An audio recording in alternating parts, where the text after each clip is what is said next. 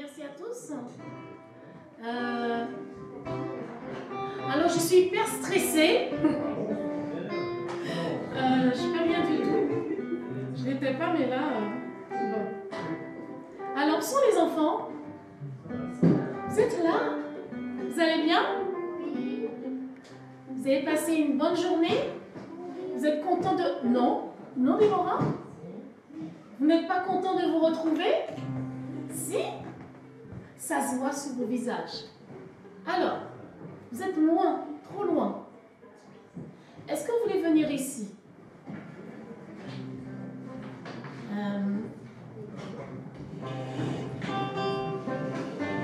Super.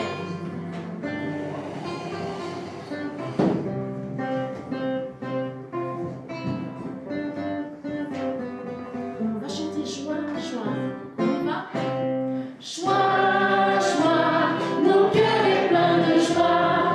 Joie, joie, mon cœur est plein de joie. Jésus vit à jamais en moi. Mon cœur chante plein de joie. On va être un tout petit peu, on monte un peu. Joie, joie, mon cœur est plein de joie. Joie, joie, mon cœur est plein de joie. Jésus vit à jamais en moi. Mon cœur chante plein de joie. Alléluia. La la la la la la la la la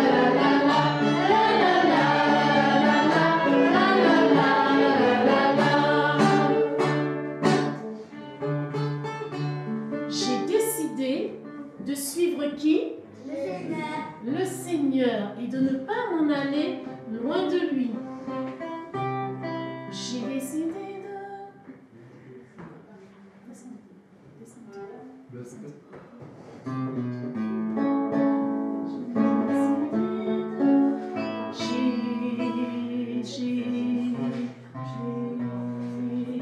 On y va? J'ai décidé de suivre le Seigneur. On y va les enfants. J'ai décidé de suivre le Seigneur. J'ai décidé de suivre le Seigneur. De ne pas m'en aller loin de lui. Les paroles. Même sans abri, je suivrai Jésus. Même sans abri, je suivrai Jésus. Même sans abri, je suivrai Jésus. Près de Dieu, je resterai. La croix devant les chaises des enfants, le monde derrière. Les adultes aussi. Le monde derrière moi, la croix devant moi, le monde derrière moi, tout près de Dieu, je resterai. Alors, je vais vous proposer que nous puissions prier ensemble. J'en ai besoin.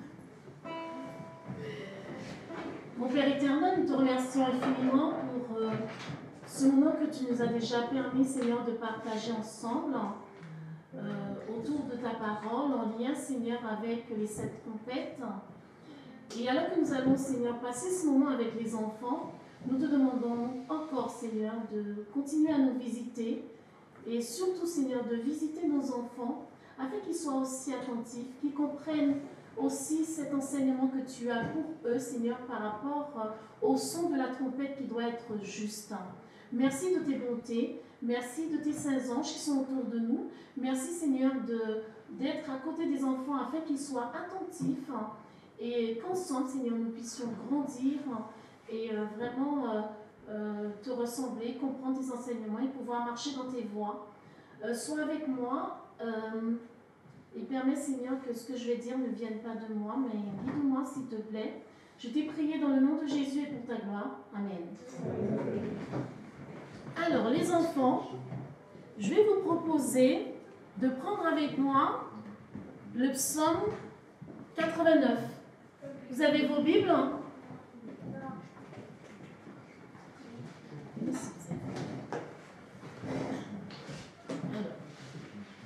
Le psaume 89.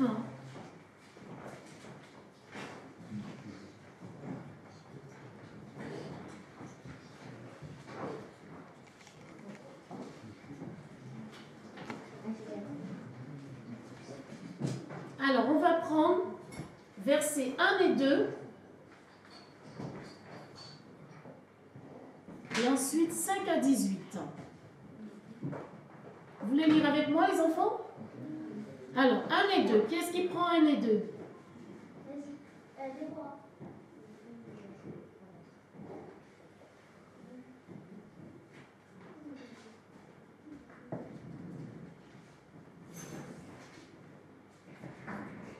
Oui, allez-y, allez-y. Cantique d'Étain Ezrachi. Je chanterai toujours la bonté de l'Éternel. Ma bouche fera connaître à jamais la fidélité. Verset 2. Ah, ok.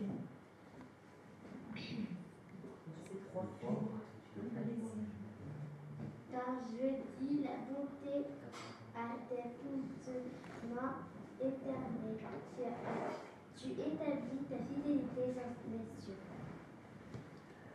Donc ça va être verset 6. Alors, les cieux célèbrent. Hein. C'est verset 6. Hein. C'est ça ou 5? Oui, 6. Alors, 6. Alors, les adultes, vous pouvez les aider. Donc, n'hésitez pas aussi à lire. Hein. D'accord? Alors, à partir du verset 5 jusqu'au verset 18. Les cieux célèbrent tes merveilles, ô Éternel, ta fidélité dans l'assemblée des saints. Car qui dans le ciel peut se comparer à l'Éternel, qui est semblable à toi parmi les fils de Dieu. Dieu est terrible dans la grande assemblée des saints. Il est redoutable tous ceux qui l'ont payé. 9. Éternel Dieu des armées, Plus fort. Éternel Dieu des armées, qui est comme toi, puissant ou éternel, la fidélité t'environne. Tu domptes l'orgueil de la mer, quand ses flots se soulèvent, tu les appelles. Tu écrasas l'Égypte comme un cadavre, tu dispersas tes ennemis par la puissance de ton bras. C'est à toi qu'appartiennent les cieux et la terre. C'est toi qui as fondé le monde et ce qu'il renferme. Tu as créé le nord et le midi, le Tabor et l'Hermon se réjouissent à ton nom. Ton bras est puissant, ta main forte, ta droite élevée. La justice et l'équité sont la base de ton trône, la bonté et la fidélité sont devant ta face. Heureux le peuple qui connaît le son de la trompette. Il marche à la clarté de ta face, ô Éternel. Il se réjouit sans cesse de ton nom et il se glorifie de ta justice, car tu es la gloire de sa puissance, c'est ta faveur qui relève notre force. Dernier verset. Car l'Éternel est notre bouclier, le Saint d'Israël est notre roi. Amen, merci. Alors, les enfants, qui est-ce qui a écrit ce psaume? Alors, reprenez le texte. Vous l'avez sous les yeux? Oui. Étan. Enfin, Étan ou Étan, tout à fait. Donc, c'est Étan qui a écrit donc, ce cantique. C'est qui Étan? Comment on fait pour savoir? Non, c'est pas le fils de David. Comment on va faire pour savoir c'est qui Étan? On va dans la Strong. Alors c'est vrai que les enfants n'ont pas de Strong, puisqu'ils ont leur Bible. Alors est-ce qu'un adulte peut chercher pour elle, pour eux, pardon. Page 387. D'accord. Un Ezrachite connu pour sa sagesse, un petit-fils de Judas, père de Azariah, un descendant de Liban, un de Merari, fils de Kushaja, descendant de Lévi aussi. D'accord. Donc en fait, Étan, c'est un Ezrachite. Et effectivement, Ezrachite, c'est de la famille de Zérach. En fait, Étan était le fils de Zérach et donc le petit-fils de Judas. Donc les fils de qui? Judas était qui? Il faisait partie de...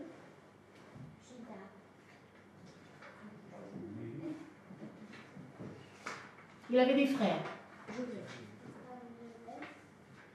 Tout à fait. Donc ils étaient combien? Ils étaient 12. Alors, il est dit... Enfin, j'ai pas trouvé beaucoup d'informations sur Étan. Mais ce que j'ai compris par rapport à 1 Roi 4, 31, il nous est dit qu'il était connu pour sa sagesse, mais il n'était pas plus sage que Salomon. Alors, que dit l'Éternel, les enfants, à Étan? Qu'est-ce qu'Étan dit de l'Éternel? Il va chanter toujours des bontés.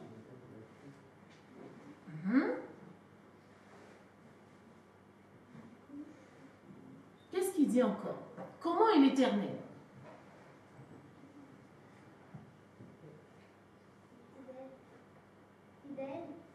Regardez le verset 7 ou 8. Je peut-être pas... Il a dit, Dieu est terrible dans la grande assemblée des saints. D'accord. Il est quoi encore? C'est le Dieu des armées. D'accord. Qu'est-ce qu'il est dit encore de lui au verset 9?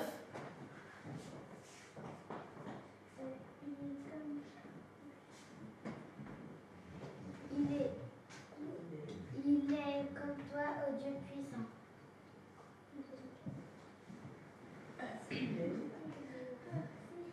J'ai pas la bonne imagination. En fait, c'est-tu donc l'orgueil de la mer? Quand ces flots se soulèvent, tu les apaises. C'est quoi ça? C'est verset 10, d'accord. Donc verset 10.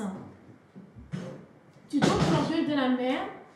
Est-ce qu'il y a un exemple, les enfants de la Bible, qui montre que Dieu a autorité sur les éléments? Oui, dans le lac. Le lac? Avec Jésus, même il a vu une tempête et Jésus il a parlé à la mer et au ciel et ça s'est passé. Exactement. Tu disais, Eva? Moi, je disais quand il transportait l'arche, à un moment donné, je ne sais pas si il avait jeté son... Non, là c'est Élie. Il avait jeté son bateau et après... Mais là, tu parles de qui? Qui est-ce qui a jeté son manteau? Élie. C'était Élie. Moi, il a aussi Moïse avec le peuple. Et il a ouvert la mer rouge. D'accord. Mais par rapport à notre texte, les enfants, on parle de quelqu'un en particulier. On parle de qui? On parle de Dieu, donc on parle aussi de Jésus, effectivement. Et donc l'exemple que tu as donné, c'est un bon exemple. Même si les autres aussi, hein, où effectivement, donc il y a des hommes donc, à qui Dieu a donné la possibilité d'agir donc sur les éléments. Donc effectivement, Jésus a calmé la tempête.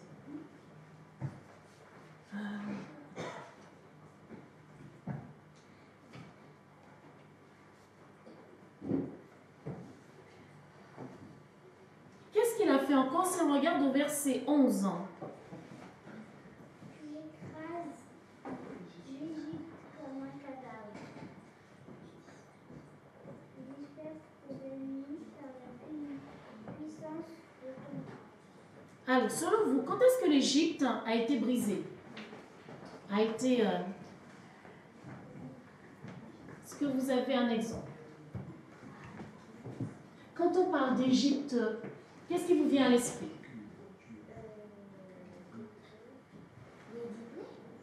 Oui. Ils sont restés esclaves?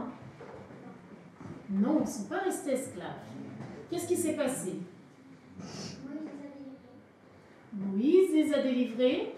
Donc Dieu les a délivrés par l'intermédiaire de Moïse. Ils sont partis, d'accord? Mais quand le texte nous dit que tu as écrasé l'Égypte comme un cadavre, qu'est-ce que ça voudrait peut-être dire? Ça veut dire que comme il a fait donner des plaies, bah, ça veut dire presque comme écraser. Et après, il a laissé partir les rois. Alors, prenez votre Bible, les enfants, lisez-moi Exode 15, versets 4 à 6. S'il vous plaît.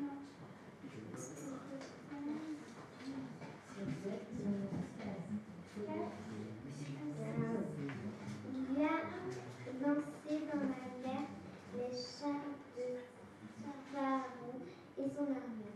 Ses combattants ont été engloutis dans la mer Rouge. Les flots les ont couverts comme ils sont descendus au fond des eaux comme une pierre. Alors, qu'est-ce qu'on peut dire? Qu'est-ce que vous comprenez? Dieu, il a permis que Pharaon et toute son équipe sont dans Donc, est-ce que c'est pas ce que voulait dire en fait Ethan quand il a écrit et dont l'orgueil, non pas ça, il a brisé en fait l'Égypte, non? Les adultes, vous en pensez quoi?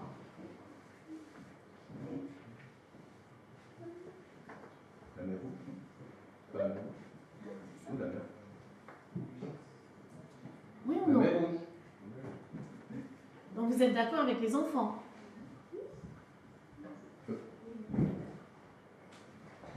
Alors, on ne va pas continuer en fait à détailler donc le texte d'Exode. Attends, tu disais que briser l'Égypte, oui, la mer rouge, pour moi ce serait un point. Mais pour moi, il a brisé l'Égypte, c'est sous les 7 plaies. Oui, mais la finalité. Parce qu'il y a eu 10 plaies. Il y a eu 3 plaies qui sont tombées sur tout le monde.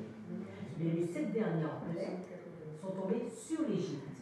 Et c'est ce qui a détruit l'Égypte. C'est ce qui a fait que Pharaon décide de laisser partir le peuple. La mer rouge, ça a été juste la gloire de Dieu qui est vue. Parce qu'à travers les 7 plaies, il faut que la gloire de Dieu soit vue. Et quand on fait le parallèle à la fin, on se rend compte que Babylone sera détruite sous les 7 plaies. Après, la gloire de Dieu sera vue, je ne sais pas de quelle façon, d'accord? Mais c'est les 7 plaies qui ébranlent, qui fait tomber, non? J'ai une question. Parce que dans peut-être c'est la version King James qui dit comme ça, mais dans la version Louis II, il a rajouté Rahab par rapport à l'Égypte. Quel verset? Le verset 12, tu écrases Rahab, et entre parenthèses, c'est l'Égypte.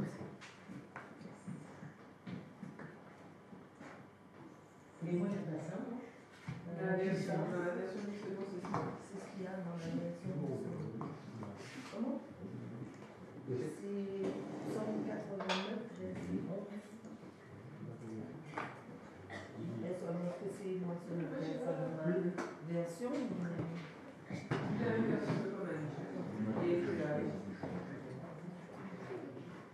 Nasterval d'Arabe, c'est quoi moi j'ai l'Égypte. Et entre parenthèses, l'Égypte. Parce que là, le 11 dit tu écrases l'Égypte comme un cadavre. Tu disperses tes ennemis par la puissance de ton bras. Là, c'est la version King James. Non, ça c'est Non, ni second. Donc elle vient C'est là. la même chose que la Michel, c'est la 1910. Et tu es pas à contre-parenthèse. Oui, parce que quand on va dans la Strong, l'Égypte en fait signifiera arrogance. Enfin, c'est ce que je vois. Égypte 72, 94, Rahab, arrogance. 1910.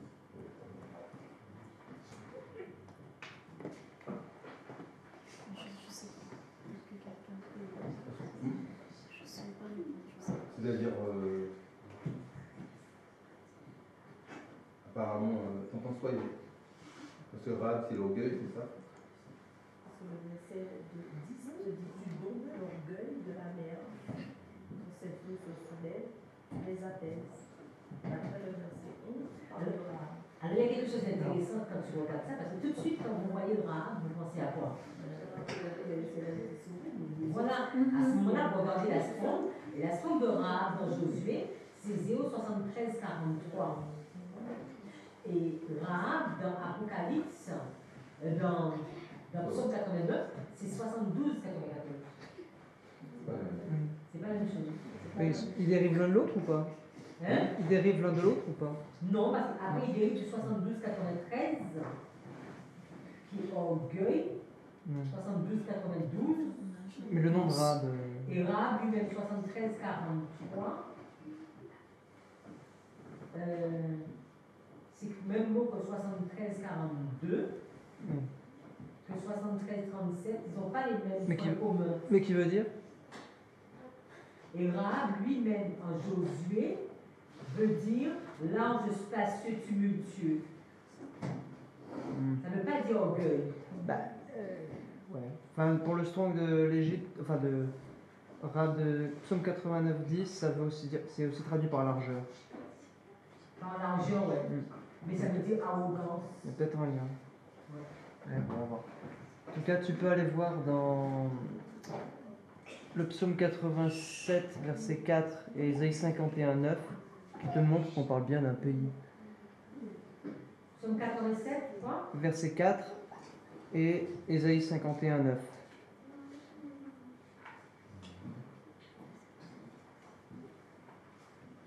En tout cas, dans l'imaginaire des enfants, en tout cas, briser l'Égypte, c'est violent pour les enfants, ça peut correspondre à cette mer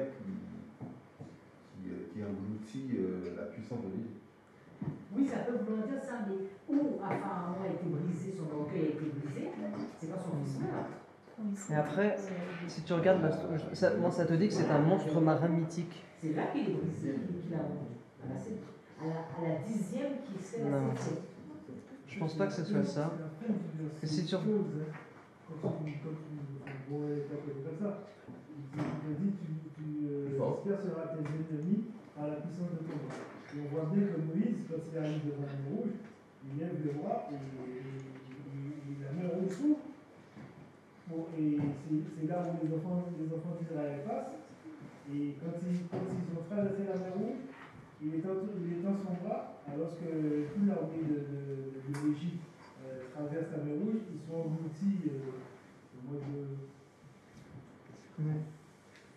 Ouais, on peut affecter les deux. Bah, vu le nom choisi, je suis pas convaincu. Si tu prends Ésaïe 5, enfin déjà le Strong te dit que Rahab c'est aussi le nom d'un monstre marin mythique.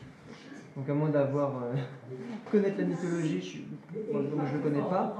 Ah pardon, oui je parle pas dans le bon sens. Je dis que si tu regardes dans la Strong du Rahab, il te dit que c'est un monstre marin mythique. Le nom il vient déjà de là. Ça, je connais pas la mythologie spécialement égyptienne ou autre. Enfin, égyptienne non. Mais donc c'est le nom d'un monstre.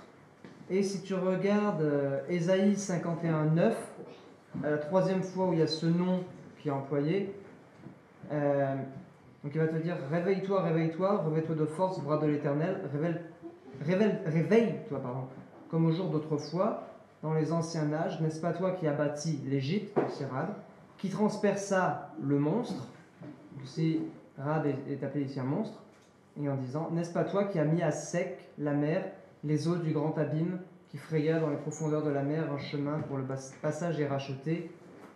Si c'est un monstre marin et que ici c'est rattaché au passage de la mer Rouge, je pense que c'est plus connoté de la mer Rouge quand ils emploient ce nom. Après, il est employé 3 fois dans la Bible. Oui, parce que j'étais en train de regarder que l'Égypte, la 72-94, c'est pas le même mot que l'Égypte. C'est pas la sonde de l'Égypte. Oui, et ça ne ressemble pas du tout d'ailleurs. Alors les enfants, vous êtes toujours là? Je vous entends pas? Oui. Super. Qu'est-ce qu'elle dit non? Un grand? Ok. Vous ne donnez pas l'exemple, hein? Mais bon. Nous allons aller au verset 15. Que nous dit le verset 15, les enfants? Qui est-ce qui veut relire? Le verset 15 du psaume 89. Le psaume 89, verset 15.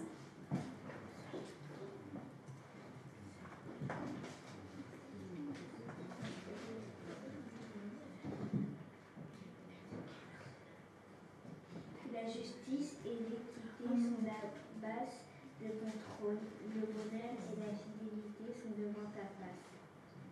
Excuse-moi, alors verset 14. Non, pardon, c'est 16. 16.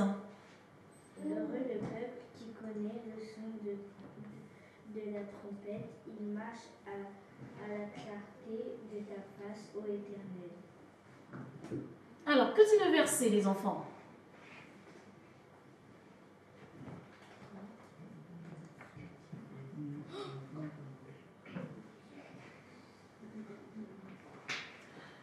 Le texte dit « Heureux le peuple qui connaît le son de la trompette ». Alors, tout à l'heure, Manuela donc a présenté les 7 trompettes. Vous étiez là, hein? Vous avez écouté, n'est-ce pas? Oui. Super. Alors, quand on dit heureux, selon vous, ça fait référence à quoi? À une bénédiction. Ça fait référence à une bénédiction. Donc le verset dit qu'une bénédiction est réservée à ceux qui connaissent le son de la trompette. N'importe quel son? Non. Un son précis. Je vais vous montrer la photo d'une trompette. On va essayer d'avoir un son. On essaye? On va voir si on peut entendre le son d'une trompette.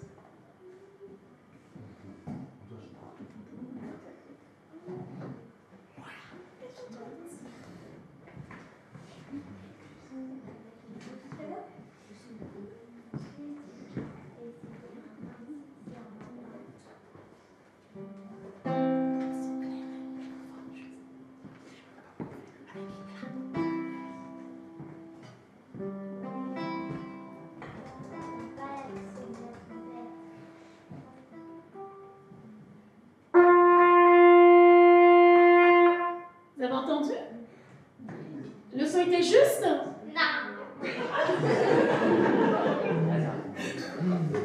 Il faut que tu recommences alors. Un son juste.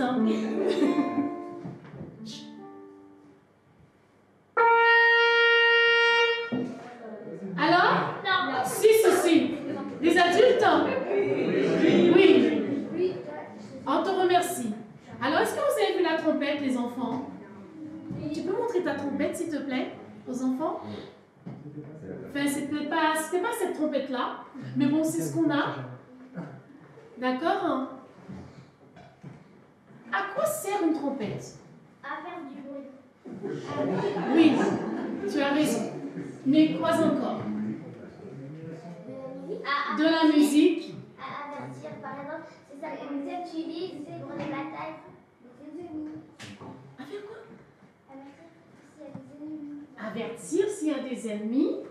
Et Encore? aussi avertir le peuple. Avertir le peuple.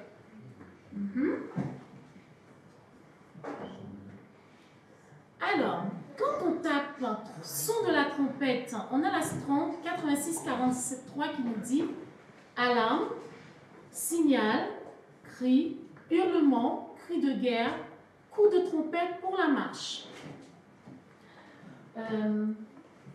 Est-ce qu'il y a des enfants qui ont fait un exercice en cas d'incendie? Qu'est-ce qui a fait cet exercice-là? Ah oui, vous l'avez fait. Alors, dites-moi, quand vous avez entendu retentir la sirène, qu'est-ce que vous avez fait? Vous êtes sorti par la porte de secours. On a rangé nos affaires. Fermé toutes les portes. Vous avez rangé vos affaires? Bah oui. Vous avez rangé vos affaires? Bah non, c'est sur la table. Ah, C'est d'accord. un exercice. Alors, On a fermé les rideaux. vous avez fermé les rideaux. Fabrice. J'entends pas, Fabrice.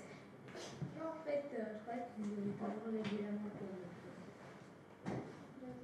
pour ceux qui avaient fait l'exercice. Ah, d'accord. Mais est-ce que vous saviez exactement ce qu'il fallait faire? Oui. Qui vous l'a dit? Le maître vous l'a dit. D'accord? Donc, qu'est-ce que vous deviez faire exactement?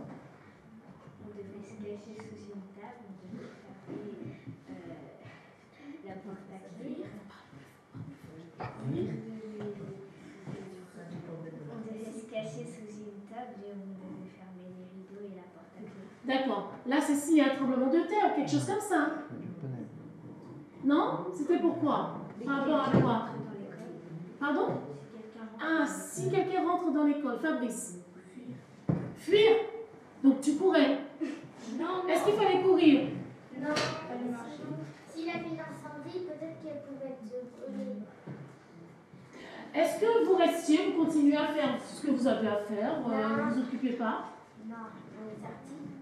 Dehors. Vous êtes sorti, donc vous avez obéi parce que vous avez entendu un son et le signal, il était juste, d'accord? Et vous saviez exactement ce qu'il fallait faire parce que on vous l'avait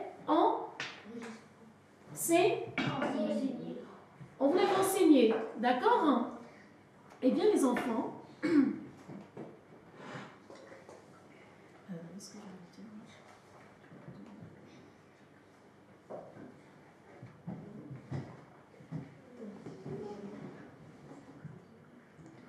voilà. Donc, pour les enfants d'Israël, le son de la trompette avait une grande importance. Manuela nous l'a montré tout à l'heure.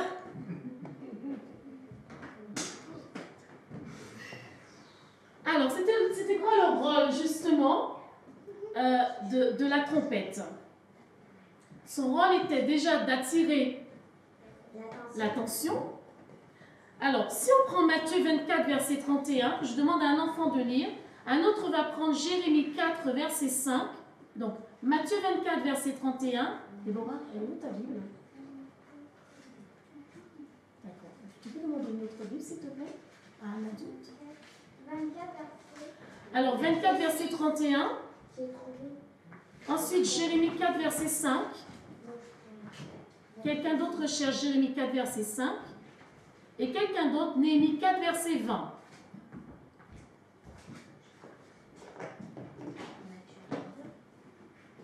Fabrice, pourquoi ta Bible est fermée?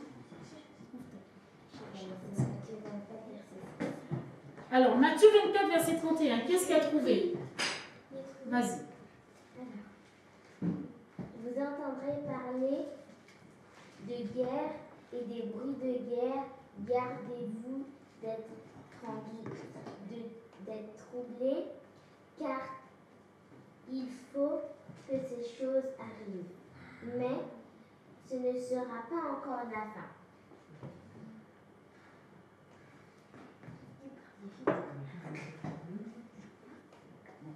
J'ai un problème, moi, avec ma pagination. C'est 31. C'est pas ce que tu as lu alors, Noélan, verset 31 que tu as lu? Ah, 31, oui. 24. Non, 31. 24, verset 31. Ah, ok, c'est là. En fait, Il y a 31 maintenant. Si, vous devez. Non, après c'est Marc. Matthieu 24, verset 31. Oui.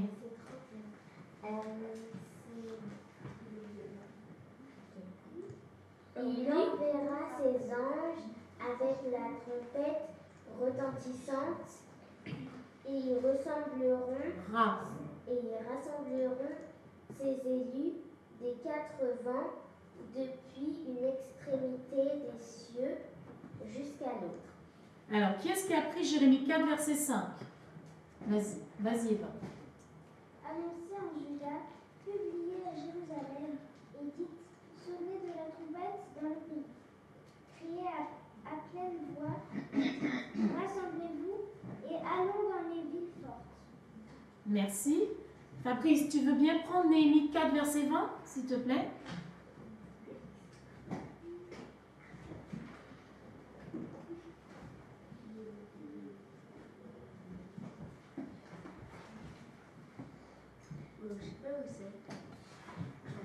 C'est dans l'Ancien Testament.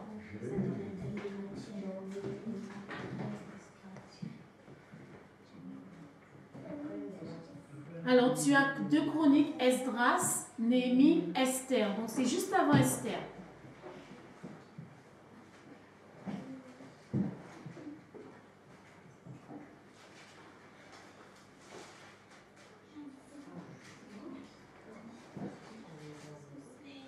Verset 20.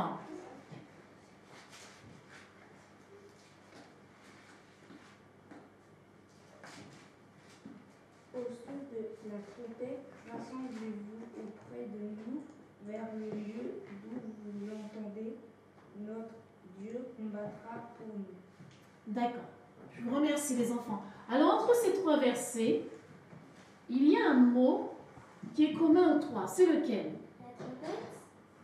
Oui, mais la fonction de la trompette.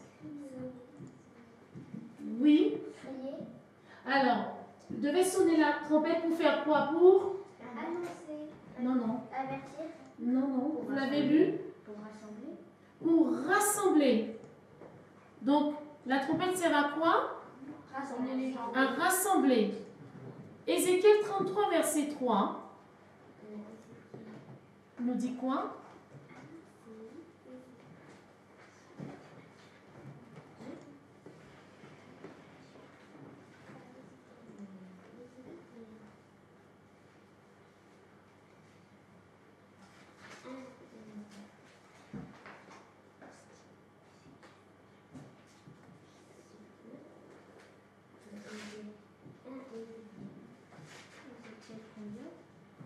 Ézéchiel 33, verset 3. Vas-y. Si cet homme doit venir l'épée sur le pays, sonne de la trompette et avertit le peuple. D'accord. Quel est le rôle de la trompette? D'avertir. Alors, Lévitique 23, à partir du verset 22. 23 à partir du verset 23, pardon.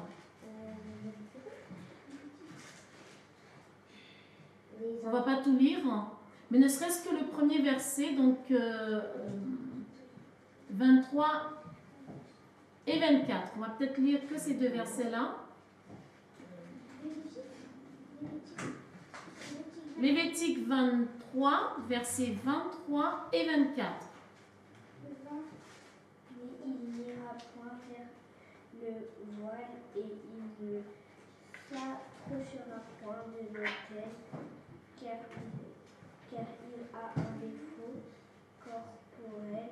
Il ne profanera point mes sanctuaires, car je suis l'Éternel qui les sanctifie. Alors en fait, c'est le verset 24 et 25. J'ai pas vu que j'ai pris sur ma tablette. 23 et 24. C'est ce que ça dit? Non, c'est 24. Donc c'est 24 et 25 alors. Oui, j'ai pas. Je suis désolée, hein, Donc 24 et 25. reprends s'il te plaît, 24 et 25. J'ai pas 25 ici. T'as pas 25? Après, c'est chapitre 22. C'est bon, Lévitique 23. Alors, Lévitique 23, versets 24 et 25, du coup, Est-ce que tu es bien dans Lévitique 23 là?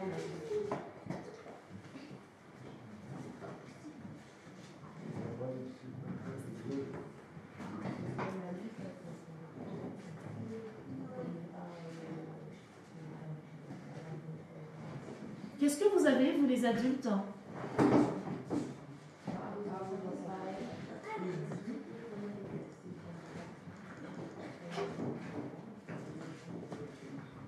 Alors, parle aux enfants d'Israël et dit, le 7e mois, le premier jour du mois, donc le premier jour du 7e mois, vous aurez un jour de repos, publié au son des trompettes et une sainte convocation. Et si on continue, on a encore la même chose. Donc, ce qu'on peut retenir ici, c'est que le rôle de la trompette, c'est aussi convoquer. Donc, on a dit que le rôle de la trompette, c'était quoi, les enfants? Rassembler, avertir et convoquer. Mais une sainte convocation. Donc, si c'est sainte convocation, c'est que qui est-ce qui appelle? C'est Dieu. D'accord.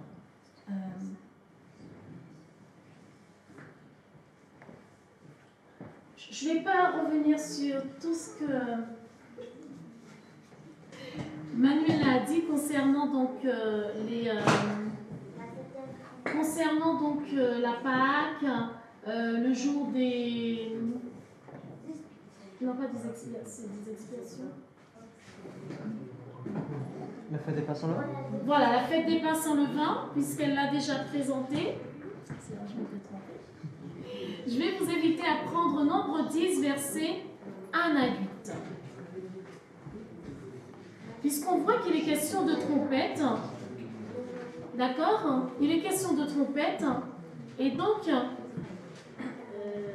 le Seigneur va demander quelque chose de particulier à Moïse. Nombre 10, versets 1 à 8. Qu'est-ce qu'il va lui demander de faire? Donc, Nombre 10, versets 1 à 8. Vous relayez, les enfants?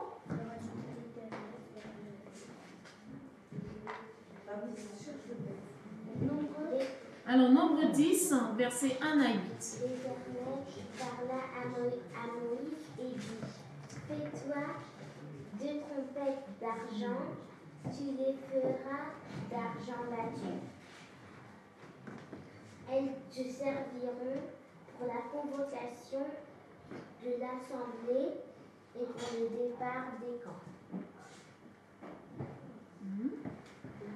Quand il en sonnera, toute l'assemblée se réunira vers toi à l'entrée du tabernacle, telle nation. Si on sonne d'une seule, les princes, les chefs des milliers d'Israël se réuniront vers toi. Quand vous sonnerez d'un son éclatant, les camps qui sont à l'horizon partiront. Quand vous sonnerez avec éclat pour la seconde fois, ceux qui campent au midi partiront. On sonnera avec éclat pour leur départ. Vous sonnerez aussi pour convoquer l'assemblée, mais pour vous ne sonnerez pas avec éclat. Les fils d'Aaron, les sacrificateurs, sonneront des trompettes. Ce sera une loi perpétuelle pour vous et pour vos enfants. Alors, il y avait combien de trompettes? 2. Il y avait 2 trompettes. Alors, elles étaient comment ces trompettes? En argent. D'accord? Et à quoi servaient ces 2 trompettes? Convoquer et réunir. Tout Tout à fait. Mais dans le texte là, il nous est dit que les trompettes servaient à réunir, d'accord, pour les 5 convocations, pour aussi partir, parce qu'on a vu tout à l'heure, qu'est-ce que Manuela nous a montré ici, les enfants? Qu'est-ce qui se passait quand la trompette sonnait? Déjà, qui est-ce qui faisait sonner la trompette? Les fils d'Aaron. Non, pas du tout. Et c'était qui ces personnes? Des sacrificateurs. Des sacrificateurs. Donc il y avait 2 sacrificateurs qui faisaient sonner la trompette, d'accord? Et donc, qu'est-ce que le peuple devait faire? Se rassembler, il devait se lever pour partir. Et donc, il nous est dit dans ce texte que quand il y avait une seule trompette qui sonnait, c'était pour faire quoi?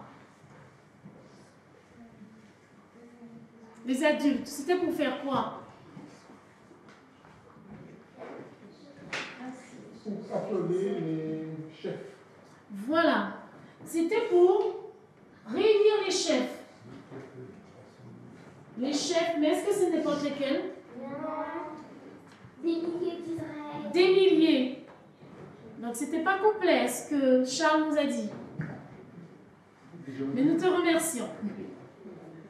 Alors, ensuite, comment sonnait la trompette aussi? Est-ce que il y avait une façon particulière qu'elle sonnait? Avec éclat? Avec éclat. Quand elle sonnait avec éclat, c'était pourquoi? C'est qui campent à ne rien. Non, mais c'était pourquoi? Qu'est-ce qui allait se passer? Ah, ils allaient partir? Voilà, c'était pour le départ. Mais D'accord? c'était heureux Est-ce que c'était heureux qu'ils déménageaient?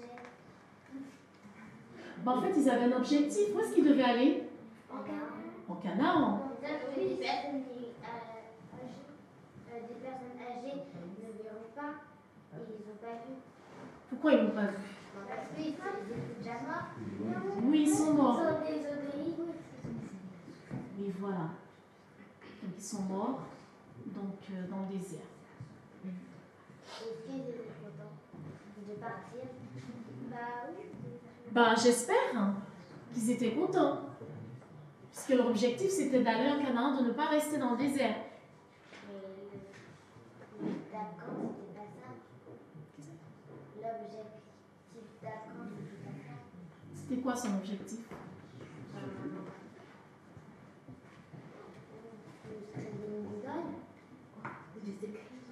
Se créer une idole.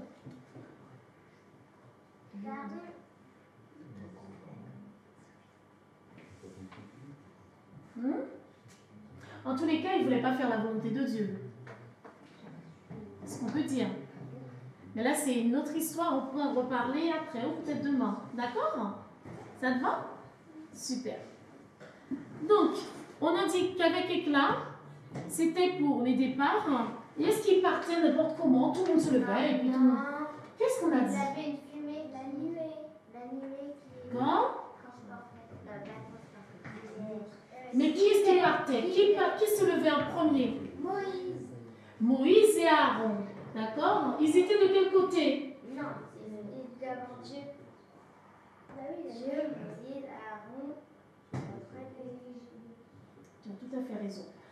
Moïse et Aaron étaient de quel côté? Du campement. Du nord. De la pentante. De l'est. Du côté de la... Voilà. De l'est. Alors, quand la trompette sonnait sans éclat, c'était pourquoi? Sans éclat. Pour se rassembler. Voilà, c'était une convocation, c'était pour qu'ils puissent se rassembler.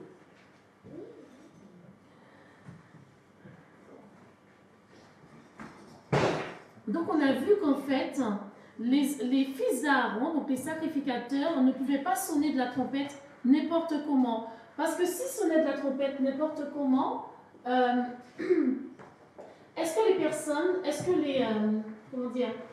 le peuple aurait su ce qu'il fallait faire? Non. Non. Donc il devait donner un son comment? Il devait donner un son juste. Et le peuple devait être comment? Le peuple devait être attentif au son, mais aussi à... Oui, à l'intensité. Parce qu'on a dit qu'il y avait un son sonné avec éclat et sonné sans éclat. Pour qu'ils puissent adopter, donc, pour qu'ils aient la bonne attitude.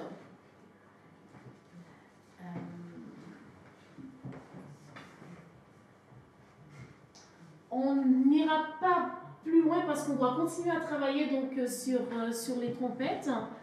Donc je pense qu'on pourra le voir certainement demain soir. Oui, c'est ça. Demain soir. Mais ce qu'on doit retenir, les enfants, c'est que la trompette sonne pour une raison bien précise. Et pour ceux qui entendent le son de la trompette, ils doivent savoir exactement quoi? Comment agir? Qu'est-ce qu'il faut faire? Et me voilà perdu. Et me voilà perdu. J'ai dit me voilà perdu.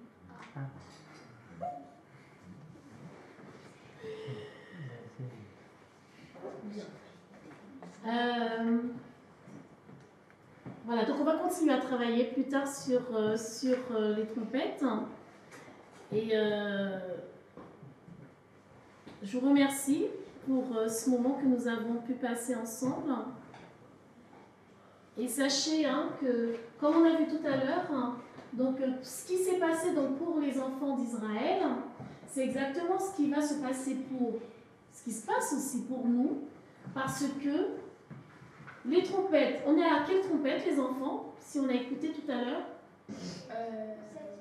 On est à la 7e trompette et on sait qu'elle est en train de sonner, d'accord? Et qu'est-ce qu'on doit reconnaître? On doit reconnaître ce son juste. Et on doit agir correctement. On doit savoir exactement ce qu'on a à faire, d'accord? Et donc c'est la raison pour laquelle c'est important de savoir ce qui s'est passé donc, pour les enfants d'Israël pour que nous puissions à notre tour comprendre donc, le son de la trompette et avoir la bonne attitude. Et agir exactement comme Dieu nous le demande, parce que notre objectif c'est d'aller où? Canaan céleste. Parce que pour le peuple d'Israël, l'objectif c'était d'aller en Canaan terrestre. Bien, bah écoutez, j'ai fait comme je pouvais. C'est bien. Je vous remercie de m'avoir supporté. Et donc, pour terminer, les enfants, je vais vous proposer qu'on chante ensemble.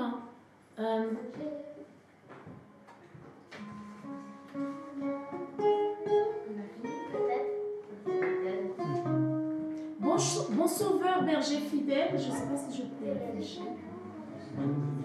De Canaan? Ben d'accord. C'est quel cantique? C'est quel numéro? 592? 392.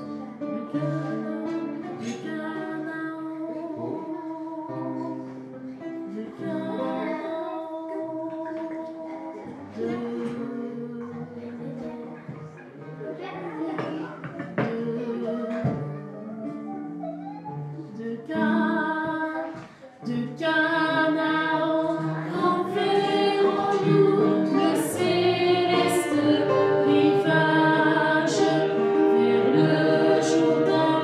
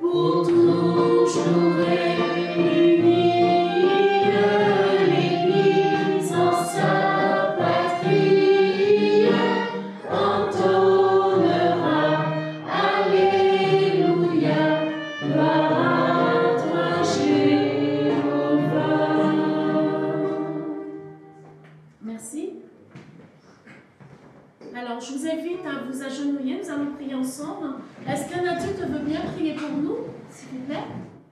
Nous te remercions, Père éternel, pour ce moment que tu nous as permis d'avoir.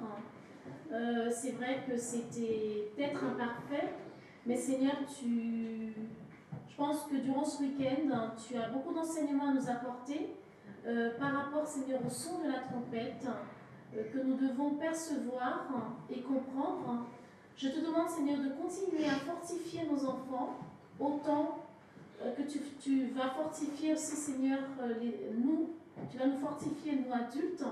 Aide-les, Seigneur, à être aussi attentifs durant l'étude des adultes, afin qu'ils comprennent aussi, Seigneur, l'enseignement que tu as pour eux. Merci, Seigneur, de continuer à les visiter. Merci de continuer à les bénir et de continuer à faire ton œuvre en chacun d'eux, mais aussi en chacun de nous. Que ton nom soit béni et exalté. Et merci encore, Seigneur, pour ton Saint-Sabbat qui va commencer. Et nous te demandons de bénir, Seigneur, ceux qui sont sur la plateforme et qui nous écoutent. Merci aussi de les bénir abondamment et qu'ils puissent aussi, Seigneur, recevoir vraiment pleinement, Seigneur, tout ce que tu as prévu en réserve pour chacun de nous. Je t'ai prié dans le nom de Jésus et pour ta seule gloire. Amen. Amen.